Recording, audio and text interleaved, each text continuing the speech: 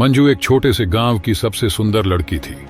उसकी खूबसूरती के चर्चे दूर दूर तक थे, लेकिन इसके साथ साथ उसका घमंड भी बढ़ चुका था।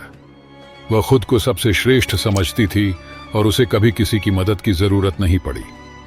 गांव के लड़के बार बार उससे दोस्ती करने की कोशिश करते, पर वह उन्हें नजरअंदाज करती थी। एक दिन गांव में राजा की सेना आई और एक घोषणा की कि जो भी लड़का या लड़की सबसे अच्छे गुणों का परिचय देगा, उसे राजा के महल में एक बड़ा पुरस्कार मिलेगा।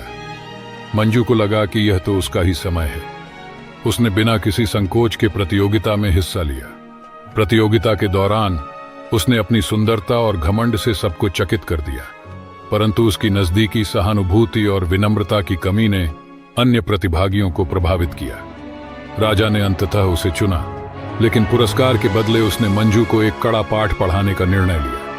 राजा ने उसे महल में काम करने को कहा ताकि वह अपनी घमंड और आत्मकेंद्रित विचारधारा को बदल सके। मंजू को यह निर्णय बहुत कष्टदायक लगा, लेकिन उसके पास कोई विकल्प नहीं था। महल में काम करते हुए मंजू ने देखा कि उसके पास हर चीज थी, लेकिन सच्ची खुशियां और संतोष नहीं थे।